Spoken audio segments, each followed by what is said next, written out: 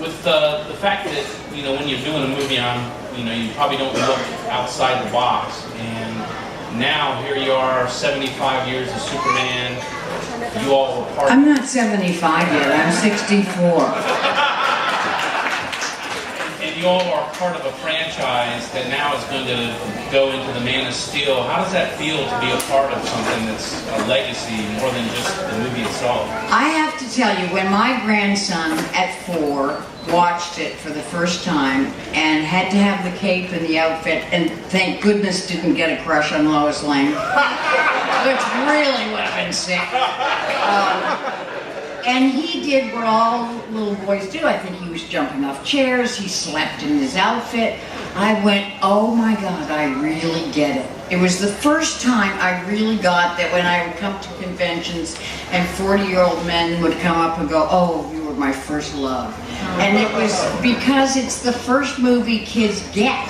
There's a bad guy and there's a good guy, and the good guy has to fight the bad guys, and he has to protect the women and children. And in that sense, it's a primal fable, and I'm so proud at this point to have been in such a classic. I mean, it really, the first two really are classics, and I'm kind of shocked at the fact that they're classics, but I'm really proud of them. Yeah, I really feel the Superman, the movie, when you all were, you know, in it, that really was the redeeming of the Superman series. Yeah. So it was my favorite, and you know, I am looking forward to the Man of Steel. But I think me too. That's a great cast they've got coming up. I just think it's great to see this legacy that we have here. Thank you. So I appreciate it. Speaking to the legacy question, and for both of you, when you signed on to do Lois and Clark and when you signed on to do Superman the movie, did you realize at that time that you were becoming part of a legacy, or was it afterwards, after fan reaction or after so many years and you saw the results of it? Did you realize at the time that you were tying into something that has such a rich history? Yeah, I did, but I mean, even though my character I don't think is, you know, going to have a statue here ever, but there's always Kickstarter. I mean, they're making movies, they're doing all kinds of stuff.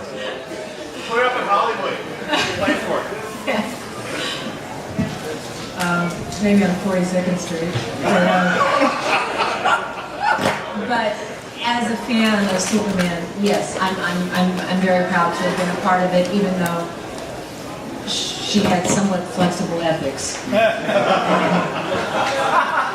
Well, I didn't know, because I didn't know anything about Superman. So I was in a bad marriage, and it was one of those obsessive ones where you can't leave and you can't stay, and it's a big mess.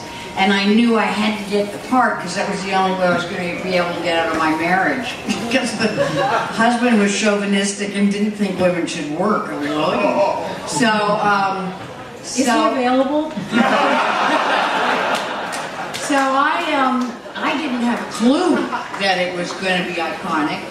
I flew there knowing my main job in the screen test was to look like I was in love with this guy, and I would probably get the part. So I had that figured out, and I got on the set, and here's the skinniest, geekiest guy you've ever seen in your life, Christopher, before he got his muscles, with his pant legs 6 inches above his ankles. I mean, it was like, this is Superman? And so I just went, you look like you love him. Just love him, love him, love him. And it worked. So, but no, I didn't think at all.